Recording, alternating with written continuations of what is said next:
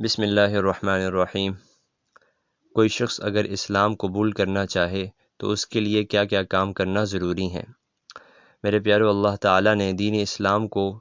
قبول کرنا اتنا آسان بنا دیا ہے کہ اس کے کیا کہنے۔ لہٰذا اگر کوئی شخص اسلام قبول کرنا چاہتا ہے تو اس کو دل سے یہ گواہی دینی ہے کہ اللہ تعالیٰ کے سوا کوئی معبود نہیں اور محمد صلی اللہ علیہ وسلم اللہ کے بندے اور اس کے رسول ہیں،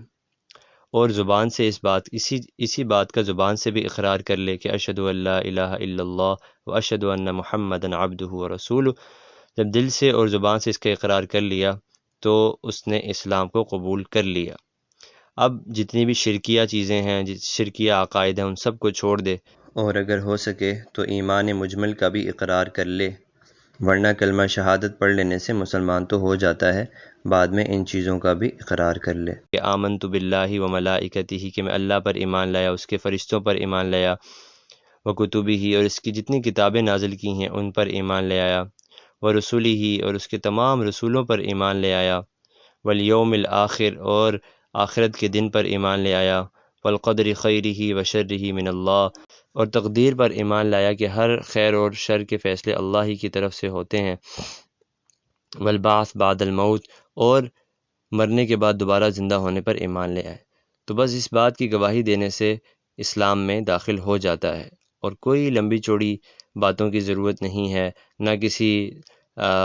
دارالفتہ میں جانے کی ضرورت ہے، نہ کسی کے پاس جانے کی ضرورت ہے کہ مجھے یہ پڑھاؤ۔ خود پڑھنا آتا ہے تو خود پڑھ لے، اگر نہیں پڑھنا آتا تو کسی سے پڑھوا لے، تو مسلمان ہو گیا۔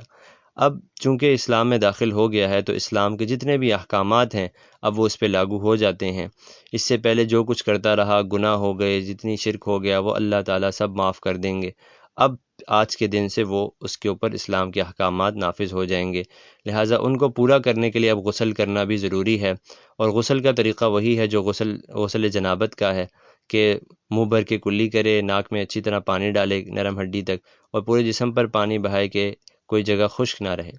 تو یہ غسل کا آسان سا طریقہ ہے، یہ کر لے گا تو گویا کہ وہ پاک صاف ہو گیا۔ اب نماز بھی پڑھنی ہے اور اللہ کے کلام کی تلاوت بھی کرنی ہے، تو اس کے لیے